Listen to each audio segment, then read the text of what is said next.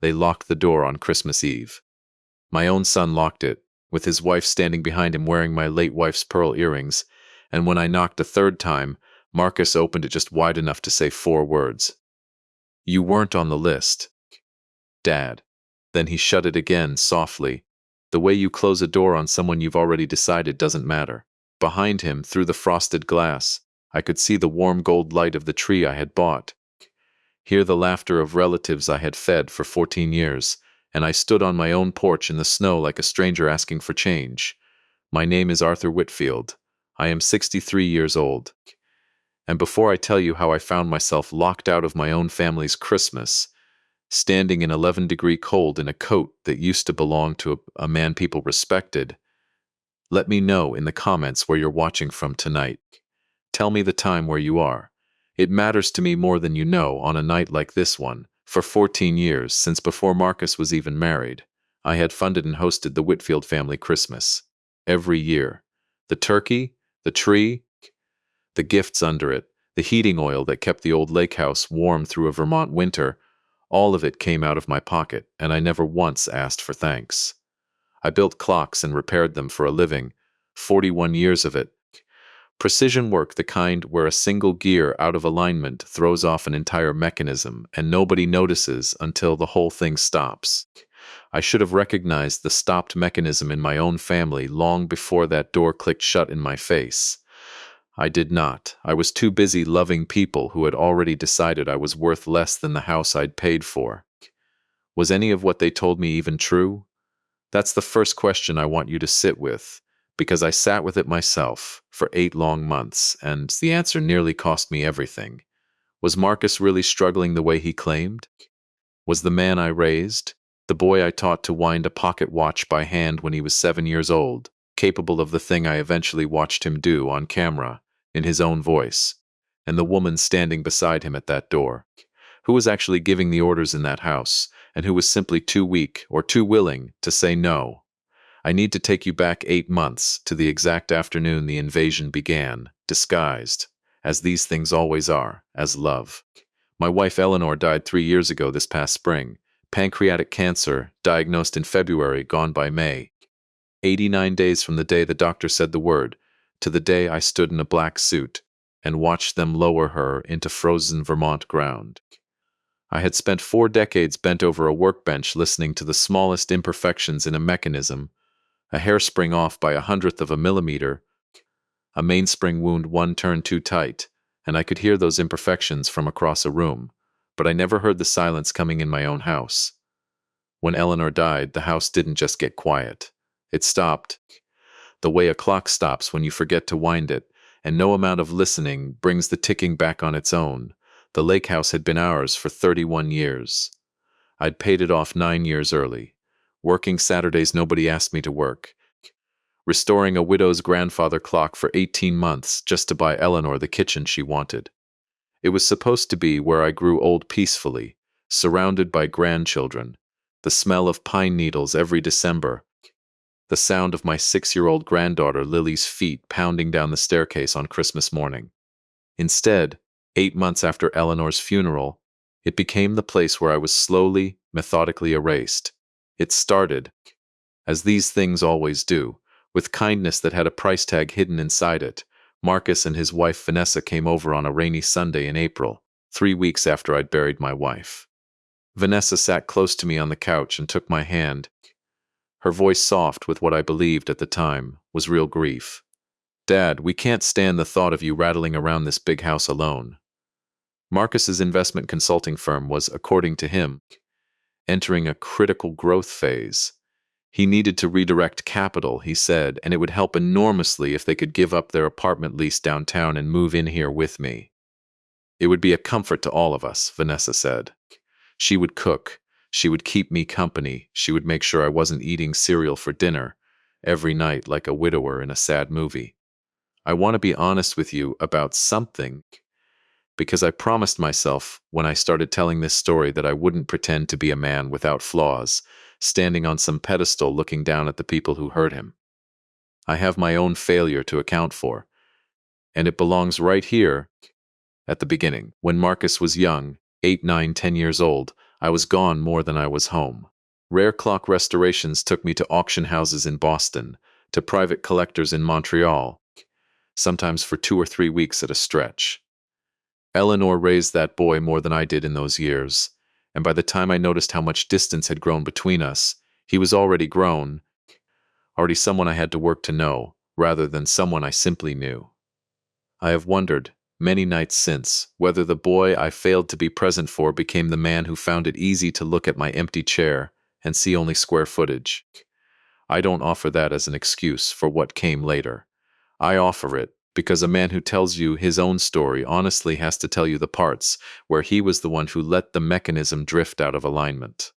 So when Vanessa took my hand that April afternoon and told me they wanted to move in and take care of me, some starving, grieving part of me wanted so badly to believe I could still be forgiven for those lost years that I said yes before I'd even asked a single hard question. They moved their things into my house 3 days later. The first sign came on their very first night. I'd gone for my evening walk. The 2 miles I still did rain or shine to keep my knees loose, and when I came back and punched my 4-digit code into the alarm panel by the door, the light flashed red, invalid code. I tried again, red, a third time, and the panel began its 60-second countdown to summoning the police. Marcus came down the stairs in a bathrobe, entirely unbothered, and reset the code himself without asking me, telling me the system had glitched that afternoon, and he'd fixed it, he'd write the new numbers down for me in the morning. He never did.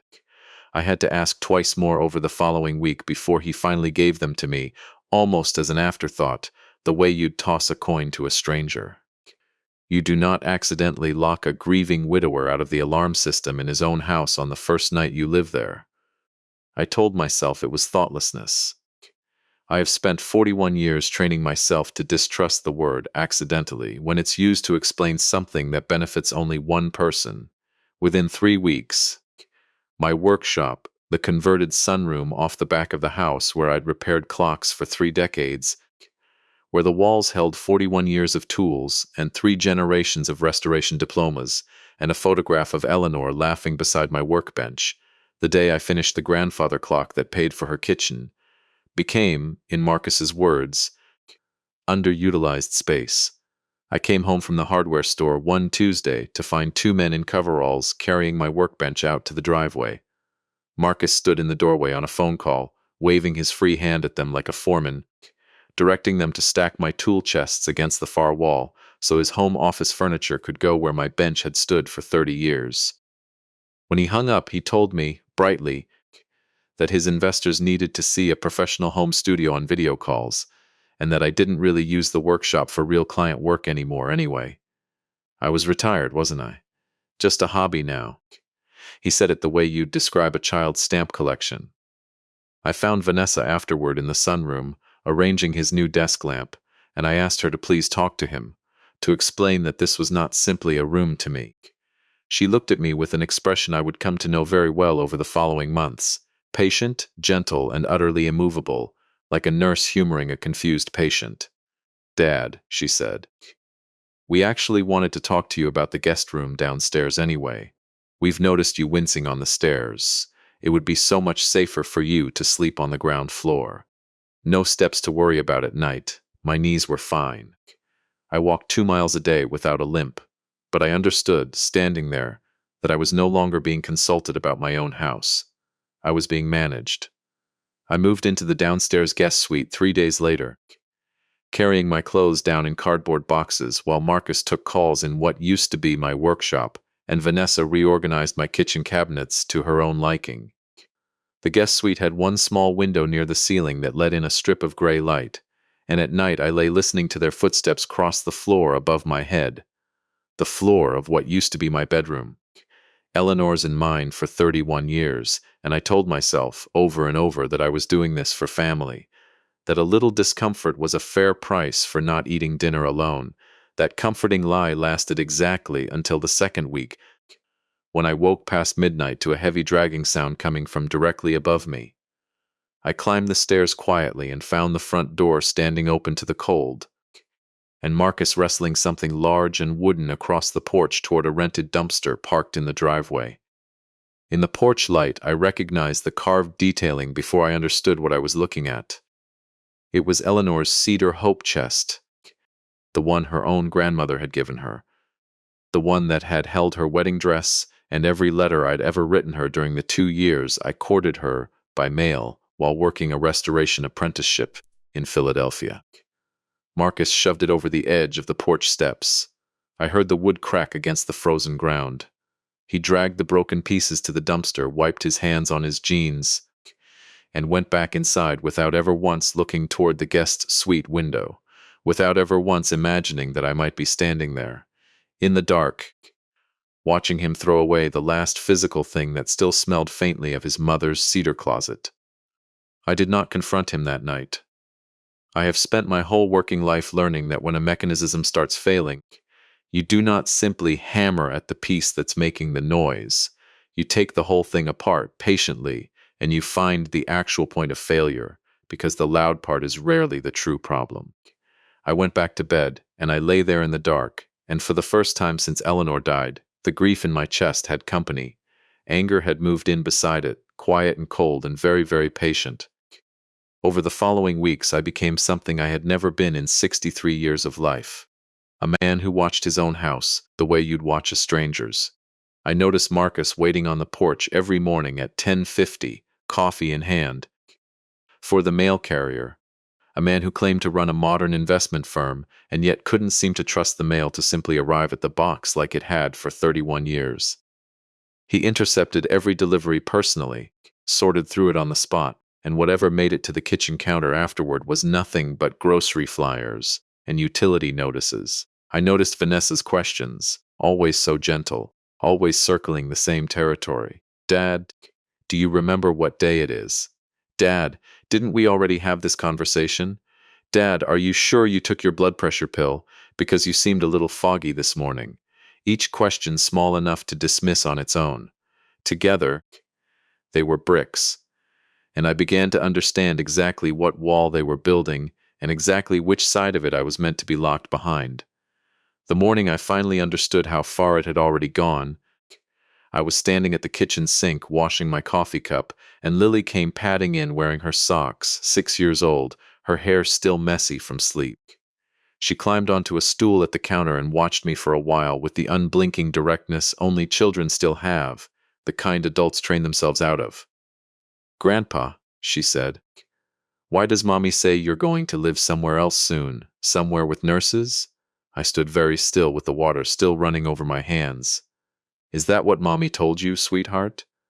Lily nodded, swinging her feet against the stool legs, entirely unaware that she had just handed me the first piece of hard evidence I'd had in 6 weeks of quiet watching.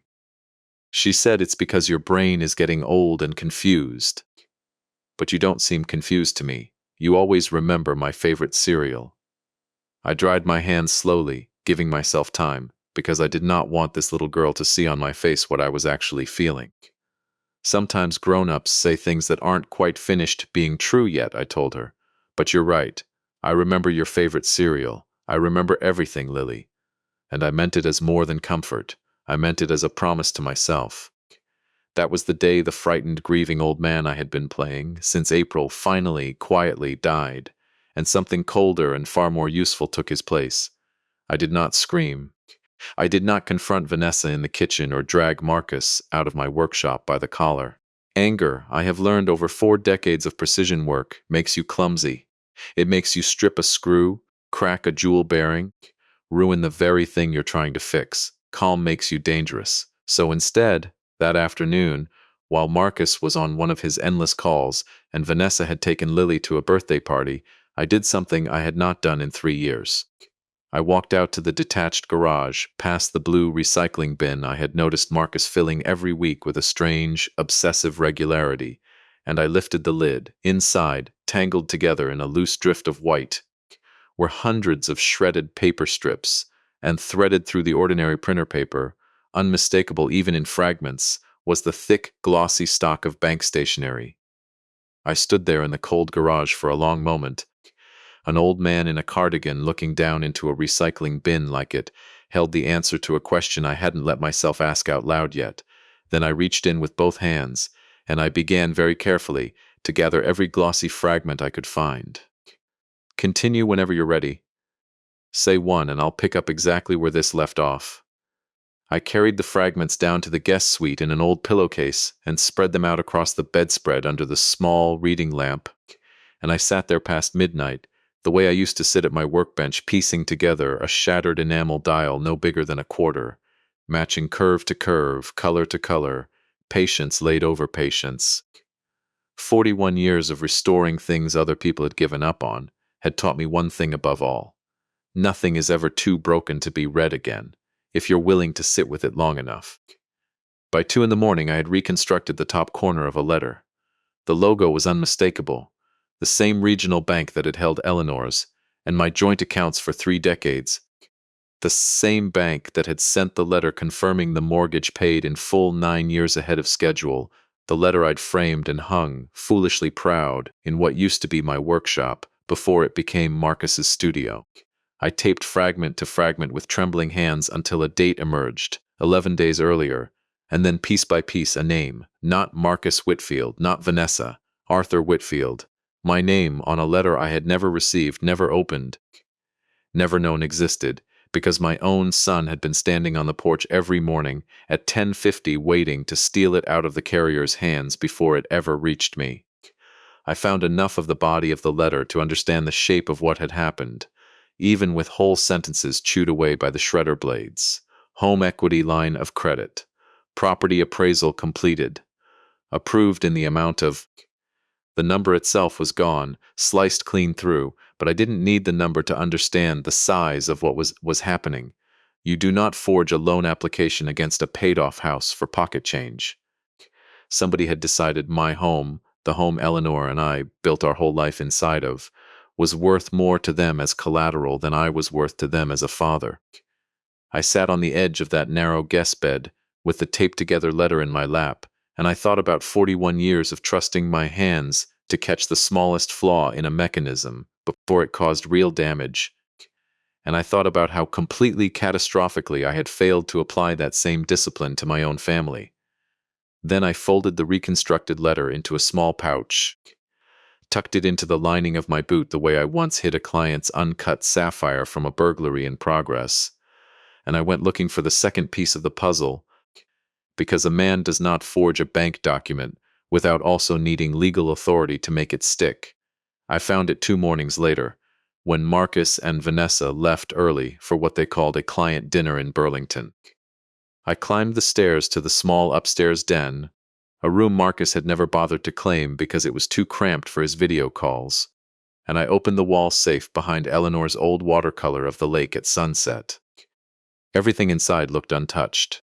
My passport, insurance papers, Eleanor's wedding ring, which she'd asked me to keep safe rather than bury with her, because she said a ring belonged to the living, and, in the back corner, a small blue velvet case that had sat in that safe since the week after her funeral.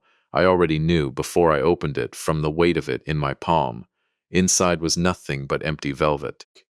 My grandfather's pocket watch, a silver hunter case piece, hand-engraved, that had been passed down through 4 generations of Whitfield men, and that Eleanor had given to me, restored and running, on our 30th anniversary, because she knew what it meant to me better than anyone alive, was gone. I had put it in that safe the week I retired, telling myself I'd wear it again once the ache of looking at anything connected to my own hands working for a living had faded a little. It was the one object in that house that could not be replaced, could not be appraised, could not be explained away as clutter or unused space, and someone had taken it. I did not shout. I carried the empty case down to the kitchen where Vanessa was slicing vegetables for dinner, and I set it on the counter without a word, and I watched her face when she saw it. Her hands stopped moving, just for a second, less than a second, before she recovered and asked sweetly what that even was. She'd never seen it before in her life. I want to tell you something about lies, because I've had a great deal of time to think about this since. A well-practiced lie sounds almost exactly like the truth, right up until the half-second before it starts, when the liar's whole body goes still, bracing. I had spent 4 decades learning to hear the fraction of a second before a mechanism fails. I heard it now in my own kitchen, in the face of the woman my son had married. Marcus came home that evening and performed the scene beautifully. He put his arm around Vanessa's shoulders, looked at me with an expression of exhausted, patronizing patience, and told me, gently, the way you'd correct a confused child, that I'd moved the watch to my safety deposit box myself, months ago. Don't you remember, Dad? We talked about it after the break-in scare on Miller Street. There had been no break-in scare on Miller Street. There had been no conversation. I stood in my own kitchen and watched my son manufacture a memory for me, out of nothing, calmly, confidently. The way you'd wind a watch that had never once needed winding by anyone but me in 63 years. That was the night I understood, fully and finally, what they were building toward. It wasn't simply theft. Theft you can survive, if you're stubborn enough and loud enough about it. This was something colder. They needed me confused. They needed a paper trail of an old man losing track of his own possessions, misplacing heirlooms, forgetting conversations that never happened, so that when the moment came to explain away a forged loan document or a legal filing I'd never signed, the explanation would already be sitting there waiting, preloaded, in the mind of anyone who asked. Oh, poor Arthur, his memory's not what it used to be. I let my shoulders slump. I told them both, in a voice I made deliberately smaller than my real one, that my mind did feel foggy lately, that maybe they were right. Maybe I had moved the watch and simply forgotten. I watched the flicker of triumph pass between them, quick as a struck match, and I filed it away with everything else.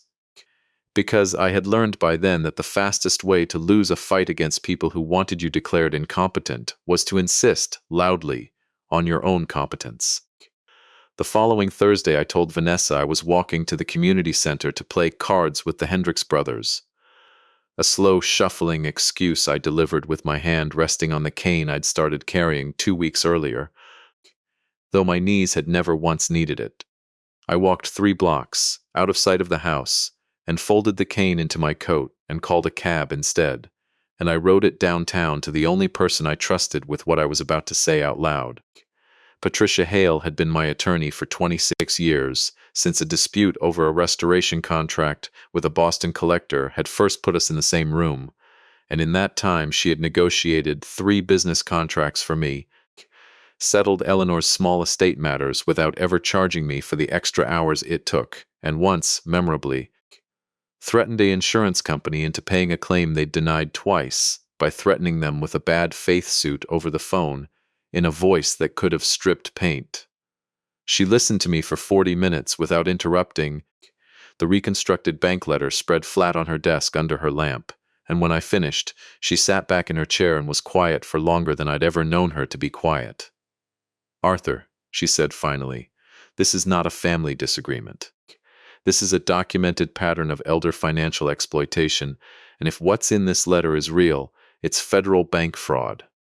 She was already pulling up the county property database on her computer as she spoke, her fingers moving fast across the keyboard, and I watched her expression change from professional concern into something harder as the results loaded.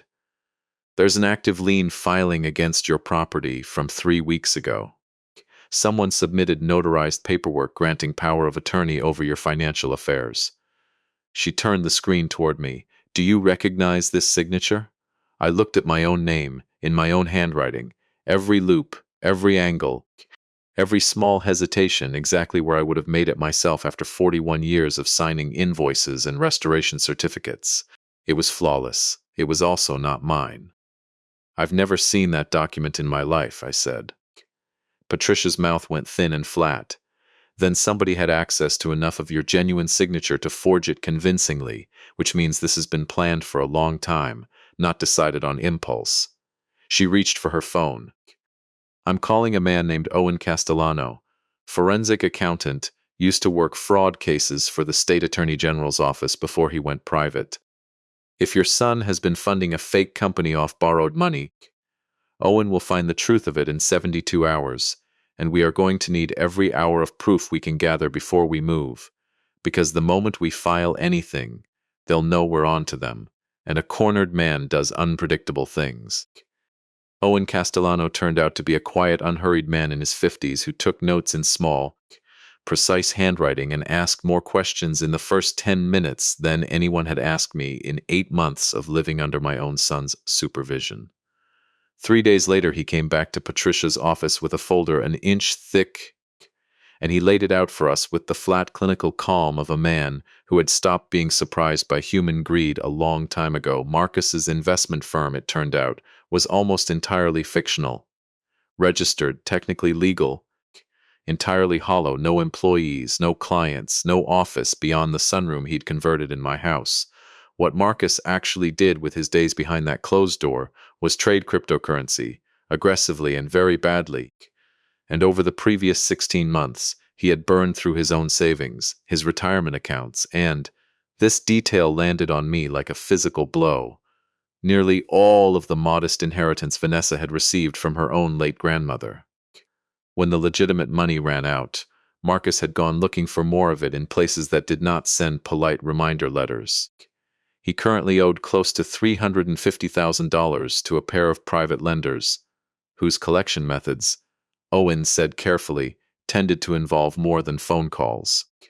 That was the debt the forged power of attorney and the fraudulent loan against my house were meant to erase. I sat in that office feeling something colder than grief settle into my chest, because grief, at least, comes from love. This was closer to standing at a broken clock and finally understanding that it hadn't malfunctioned by accident. Someone had deliberately bent the mainspring, had wanted it to fail, had built the failure in on purpose. My son had gambled away his own future and his wife's inheritance chasing money on a screen, and rather than face the men he owed, he had decided the easiest thing left to sell was me. "There's one more thing," Owen said, and something in his voice made both Patricia and I go still. He slid a single printed email across the table, and I made myself read it twice before I understood it. 3 weeks earlier, Marcus had contacted the admissions office of a long-term memory care facility 2 counties away, describing a father with rapidly advancing cognitive decline, requesting information about their locked ward intake procedures, and asking, in writing, whether a patient admitted under a legal proxy's authorization could later discharge himself if he insisted he was lucid. The facility's response, still on file in Marcus's own deleted correspondence, was direct. Not without the proxy's consent. Marcus had already begun negotiating the monthly fee, using the power of attorney he had forged in my name. I want to be honest about what happened inside me in that moment, because I have told you already that I am not interested in playing the flawless, wounded father in this story. What I felt, sitting in Patricia's office, reading my own son's plan to lock me behind a door I could never open again, was not only grief and not only fear. Underneath both of those, quieter and uglier, was a thought I am not proud of, that some part of me had half expected this, ever since the years I spent traveling instead of coming home, as though I had always known, somewhere, that a father who is absent long enough eventually stops being someone his child feels obligated to protect. I sat with that thought for a long moment before I let it go, because self-pity, like anger, makes you clumsy, and I could not afford to be clumsy anymore. "When?" I asked Owen. "Were they planning to move me?" He checked his notes. "The intake date on file is the 27th. Today was the 18th. 9 days. Patricia leaned forward, her hands flat on the desk. "Arthur, we could file everything right now. Fraud charges, the forged POA, elder exploitation. It would be enough to have Marcus arrested within 48 hours. And if we do that today," I said slowly, "he'll know we're coming before the paperwork even clears the courthouse door. And a man who's already this desperate might do something a great deal worse than shred documents in a recycling bin." I thought of the sound of Eleanor's hope chest cracking against the frozen ground. I don't want him arrested for what I can prove on paper. I want him arrested for what he says out loud, in his own voice, when he thinks no one is listening. I want it to be undeniable. Patricia studied me for a long moment, and something that might have been respect moved across her face. "Then we build the case properly. But Arthur, 9 days isn't much time." It was, as it turned out, exactly enough. I have spent 41 years working with my hands inside mechanisms too small and too delicate for most people to trust themselves with. Mainsprings that could snap a fingertip if you rushed them, hairsprings finer than a strand of hair, escapements that had to be tuned to fractions of a second. A man who has spent his whole working life listening for the truth hidden inside a broken clock does not need cameras to build a trap. He needs patience, and he needs to know exactly where to place his ear. The mantel clock in what used to be my library had been sitting silent for 6 years. A beautiful triple fusee piece I'd been meaning to restore since before Eleanor got sick, its case still on the shelf where I'd left it, untouched, because Marcus had never once thought to ask what the broken old clock in the corner might be worth to the man who'd built his whole career on machines just like it. On the morning after my meeting with Patricia and Owen, I told Vanessa my back was acting up again, that I needed to lie down, and I spent 4 quiet hours alone in the guest suite, instead doing the one kind of work no one in that house had ever seen me do without an audience. Opening the clock's back panel, and fitting inside its hollow brass drum a small digital voice recorder no larger than a matchbook, wired to a battery pack that would run for 11 days without needing to be touched. I placed a second recorder inside the base of a decorative wooden duck Eleanor had bought at a craft fair 30 years earlier, which still sat exactly where it always had, on the kitchen windowsill, because nobody suspects a duck. And I placed a third inside my own dead father's old shaving kit, which I set, with deliberate carelessness, on a shelf in what used to be my workshop, close enough to Marcus's desk, to catch every phone call he made behind that closed door. I did not need cameras. I did not need footage of their faces. I only needed their voices, unguarded, saying out loud the things they had been so careful never to say to mine. For the next 6 days, I became, deliberately, the most pitiful version of myself I could perform. I asked Vanessa the same question about dinner twice within the hour. I left the stove burner on until she found it and scolded me, gently, the way you'd scold a toddler, while Marcus watched from the doorway with an expression of quiet, satisfied confirmation that made my jaw ache from the effort of not reacting. I misplaced my reading glasses on purpose and thanked Marcus, effusively, when he found them exactly where I'd left them. Every single performance of confusion bought me another day of being underestimated. And every day of being underestimated bought the recorders 11 more hours of unguarded conversation.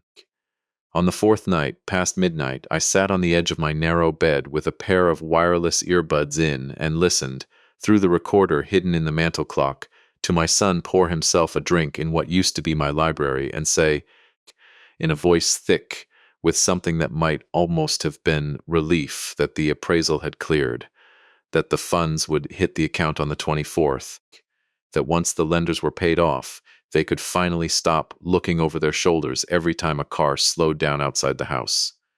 And I heard Vanessa's voice, flat and businesslike, ask him whether the intake facility's doctor had signed off yet on my diagnosis. Already handled, Marcus said. $10,000, and the man never even had to examine him in person. I gave him a list of symptoms, and he wrote whatever we needed.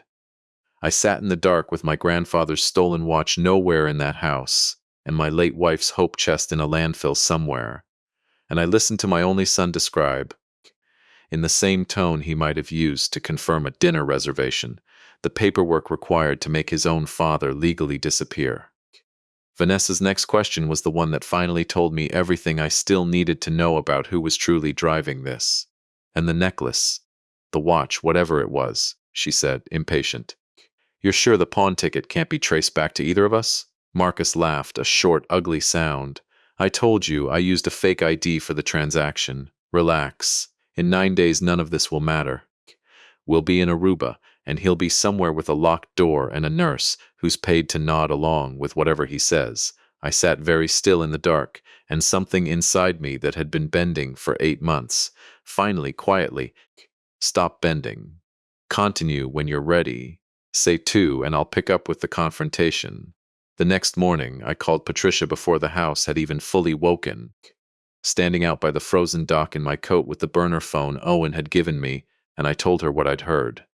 She was quiet for a moment, and then she said the words I had been waiting 8 months to hear from someone who could actually make them true. That's enough, Arthur. That's more than enough. We move on the 24th. Christmas Eve. the exact night they had planned to gather the whole family.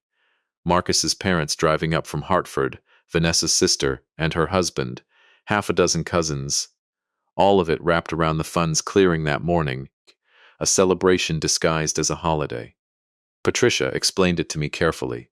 She had already filed the fraud complaint with the bank's internal investigations unit 2 days earlier, quietly, using Owen's documentation, which meant the loan itself would freeze automatically. The moment underwriting flagged the forged signature against the notary registry, a process already in motion, already outside anyone's control, mine included. A county elder abuse investigator named Diane Okafor had been briefed and was prepared to respond the moment Patricia gave the word, and separately, entirely apart from anything Patricia or I orchestrated, one of the two private lenders Marcus owed money to had, according to Owen's sources, grown impatient enough with the delays that he intended to show up in person on Christmas Eve to see the money for himself. "You don't need to do anything dramatic," Patricia told me, her voice firm. "You don't need a speech. You need to be present when it happens, and you need to let the truth do the rest of the work. Let them talk. Let them hang themselves with their own certainty that you're too far gone to be listening." I thought about that all day, turning it over the way I used to turn over a watch case before deciding where the first screw needed to come loose. And when Vanessa told me, that afternoon brightly, that they were having a small family gathering that evening, and that it would probably be a late night, best if I got my rest early downstairs, I understood, finally and completely, what she meant. I was not invited. After 14 years of paying for every ornament, every ham, every string of lights on that house, I was being asked to stay in the basement of my own home on Christmas Eve, so that the people stealing it from me could celebrate having successfully done it. I told her that sounded like a good idea. I told her my back was bothering me anyway. I watched the flicker of relief cross her face, the same relief I'd learned to recognize as clearly as a cracked jewel bearing, and I went downstairs and I did not sleep. And at 7 that evening I heard the first cars arrive, and by 8 the house above me was full of voices and laughter, and the smell of the ham I had in fact paid for that very week, because Vanessa had used my card for the grocery order, apparently not even bothering anymore to hide that particular detail. I put on the navy suit I had worn to Eleanor's funeral because it felt right, somehow, to face what was coming dressed for something that mattered. I did not bring the cane. I climbed the stairs with a steady, unhurried step, and I walked to the front door instead of the dining room, because I wanted the first thing they saw to be me arriving the way a guest arrives. At the entrance, in full view, unmistakable, I knocked, though it was my own door, because some part of me still wanted to give them the chance to simply let me in like a father instead of forcing this to happen the hard way. Marcus opened it. He looked at me for a long moment, my navy suit, my steady hands, the complete absence of the shuffling, foggy man he'd spent 8 months constructing, and something like fear moved across his face before he mastered it. "You weren't on the list, Dad," he said again, softer this time, almost pleading, as if repeating it might make it true a second time. "I know," I said. "I heard you the first time you said it, on my own porch, in the snow. What I'd like to know is when exactly my own son decided his father needed a list to get into his own house." Behind him, the room went quiet in stages, the way a dropped stone sends out rings. Vanessa's sister stopped mid-sentence. Someone set a wineglass down too hard. Marcus's mother, standing near the fireplace, pressed a hand to her chest.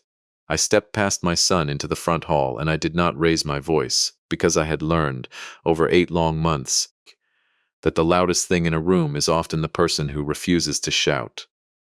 "Marcus," I said, "I'd like everyone here to hear something, and then I promise I'll leave you all to your dinner." I took the small speaker Owen had given me, no larger than a deck of cards, capable of filling a room, out of my coat pocket, and I set it on the entry table beside the Christmas cards Vanessa had displayed there. Cards from people who had no idea what was happening behind that door, and I pressed play. My son's voice filled the front hall of the house I had paid off 9 years ahead of schedule. already handled. $10,000, and the man never even had to examine him in person. Vanessa's voice, businesslike, asking about the pawn ticket. Marcus's laugh, ugly and small, promising Aruba, promising a locked door, promising a nurse paid to nod along. I watched every face in that hallway change. I watched Marcus's mother's hand come up over her mouth. I watched his father's shoulders drop, the particular collapse of a man realizing, in real time, exactly what his son has become. I watched Vanessa go the color of old paper, backing toward the wall, her mouth working without sound. Marcus lunged for the speaker, but Patricia Hale was already through the front door behind me. Two county sheriff's deputies and Diane Okafor from Adult Protective Services stepping in with her, snow still on their shoulders, and behind them, in the driveway, headlights I recognized from Owen's description belonging to a man neither Marcus nor I had invited, who had come on Christmas Eve to collect a debt he had just heard, through an open front door, was never going to be paid the way he'd been promised. "This is a misunderstanding," Marcus said, his voice climbing, sweat already at his hairline despite the cold coming through the open door. "My father has dementia. He's confused.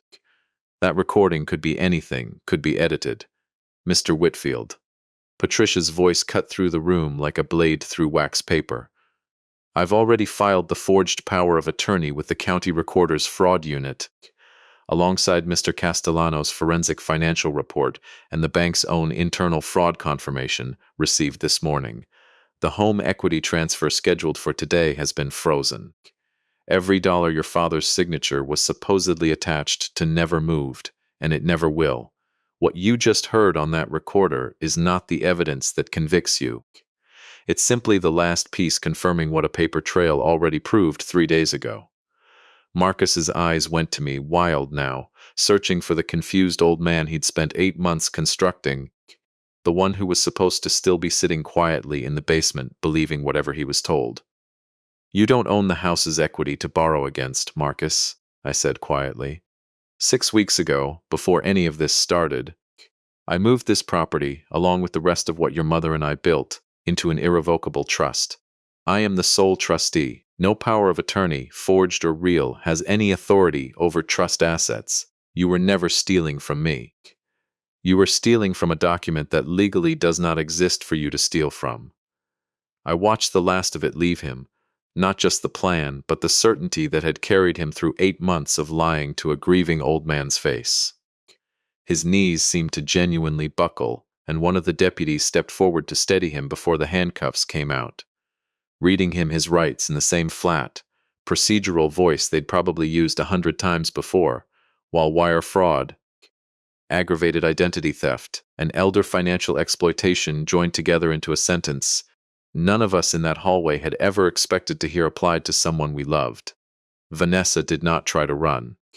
She sank down onto the bottom step of the staircase, her face in her hands, and when Diane Okafor knelt beside her and began asking her, gently but firmly, about the pawned watch, about her own role in the forged signature, Vanessa's story began to shift in real time, blame sliding off her like water. Every sentence, some version of "he told me to," "he said it would be fine," "I never wanted it to go this far."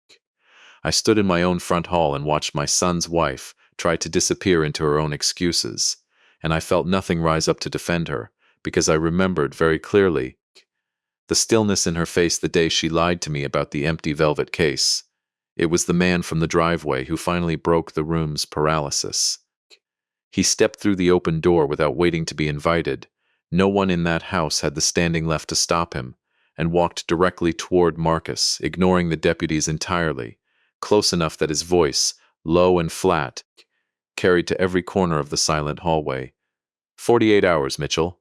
He didn't wait for a response. He didn't need one. He turned and walked back out into the snow, and I understood, watching him go, that whatever the courts eventually decided about my son, there would be a second reckoning waiting for him that no attorney could file paperwork against. The deputies led Marcus out into the cold. I followed them as far as the porch. The same porch where he had shut the door in my face 3 nights earlier, and I watched them guide him into the back seat of a cruiser, his breath fogging the window, his eyes finding mine one last time through the glass. I did not feel triumph. I want to be honest about that, because I think triumph would have been a lie. And I have had enough of lies inside this house to last the rest of my life. What I felt, standing on my porch in the snow while my son was driven away in handcuffs, was something closer to the feeling I used to get finishing the restoration of a clock that had been broken for so long everyone else had given up on it. Not joy, exactly. Just the quiet, aching relief of something finally working the way it was supposed to. Lily found me a little while later, standing alone by the frozen dock behind the house, staring out at the dark water while the last of the guests' cars pulled out of the driveway one by one, nobody quite meeting anyone else's eyes. She was in her coat over her pajamas. Someone must have wrapped it around her in the chaos, and she came and stood beside me without saying anything. For a long moment, her small hand finding mine.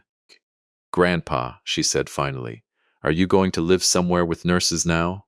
I knelt down in the snow so I was level with her, my knees protesting in a way that had nothing to do with the cane I'd never actually needed. "No, sweetheart. I'm going to live right here, same as always." She thought about that with the total seriousness only children bring to the largest questions. "Good," she said, "because you always remember my favorite cereal." I have thought about that sentence more times in the weeks since than I care to admit, because out of everything said in my house, that entire terrible year, the forged signatures, the false diagnoses, the recorded confessions, it was a 6-year-old's simple observation that finally made something in my chest come loose. I had spent 8 months being told, by adults who should have known better, that my memory was failing, that my mind was unreliable, that I was becoming someone who needed to be managed rather than trusted. And it took a child, standing beside me in the snow, to remind me that the truest measure of a man's mind was never whether he remembered a bank balance. It was whether he remembered the people he loved, in all their smallest particulars, long after everyone else had stopped bothering to notice them at all. I want to tell you what happened in the days after, because a story like this one doesn't really end with handcuffs and a police cruiser pulling out of a snowy driveway. That's just where the noise stops. What comes after is quieter, and in some ways harder. Marcus's parents stayed the night, unable to drive back to Hartford in the storm, and in the morning his father found me in the kitchen, alone, making coffee with hands that had finally stopped needing to perform steadiness. He stood in the doorway for a long moment before he spoke. "I don't know what to say to you, Arthur," he said. "I raised him better than this. I thought I did." "We both thought a lot of things," I told him, and I meant it as kindness, not accusation, because I had spent enough time that year sitting with my own failures to know I had no right to stand in judgment of his. I thought of the years I'd spent traveling instead of coming home, the birthdays I'd missed for a client's estate sale, the quiet conditioning I might have laid down myself, long before Vanessa ever walked into our lives, that taught my son somewhere deep down that love and usefulness were the same thing, and that a father who stopped being useful might, eventually, stop being necessary. I do not believe that excuses what he did. I believe, some nights, that it might help explain it, and there is a difference between those two things that I have spent a great deal of time trying to hold on to. Vanessa's sister called me 2 days after Christmas, her voice unsteady, and told me something I hadn't expected, that this wasn't Vanessa's first time doing this. That an elderly uncle, years before Marcus, had once signed over control of his modest savings to her during a difficult stretch after his wife's death, money that had quietly vanished before anyone in the family put the pieces together. Nobody had pressed charges then. Nobody wanted the family embarrassment. I sat with the phone against my ear for a long time after she hung up, understanding finally that I had not been my son's first victim of choice, only the largest one, and that the woman standing beside him at my door on Christmas Eve had likely been the one steering the ship for longer than any of us wanted to believe. In late January, on a cold, ordinary Tuesday with no cameras and no crowd, Owen brought 2 of the men Marcus had owed money to a quiet meeting at Patricia's office, not to negotiate anything on my son's behalf, but because they had, in their own way, decided the safest path forward for everyone was full cooperation with the fraud investigation, rather than continuing to chase a debt from a man now facing federal charges. It is a strange kind of justice, watching people who have no legal standing to help you end up helping you anyway, simply because the truth, once it starts moving, tends to pull everyone in its path along with it. The community showed up in ways I hadn't expected either. Old clients I hadn't restored a clock for in 15 years began calling, not for repairs, just to check on me, word having traveled the way it does in a small town. Three of the Hendricks brothers I'd used as my fake alibi for months came by one afternoon with a casserole and sat with me at the kitchen table for 2 hours without once asking a single question about what had happened, simply being present. The way old friends know how to be present, without needing an explanation first. The evening I want to tell you about last happened about 6 weeks after Christmas. On a night I finally sat down and restored my grandfather's stolen pocket watch, recovered, eventually, from the pawn shop where Marcus had sold it. Once Diane Okafor's investigation traced the fake ID transaction back through the shop's security footage, I sat at a new workbench in what is once again my workshop, and I opened the case and cleaned the movement and set the hairspring true, and I found, tucked into the watch's original leather travel case, a folded slip of paper I had completely forgotten existed. Eleanor's handwriting. A short note she must have written years ago, before she got sick, tucked in with the watch the day she gave it back to me for our 30th anniversary. Arthur. I worry sometimes that our boy has never learned the difference between being loved and being useful. Please don't let that be the thing we hand down to him without meaning to. Love him anyway. Just watch. I sat holding that note for a long time in the quiet of my workshop, the restored watch ticking steadily in my other hand for the first time in years, and I understood that Eleanor had seen something in our son long before I ever let myself look. I had spent my whole career listening for the smallest imperfection in a mechanism before it caused real damage.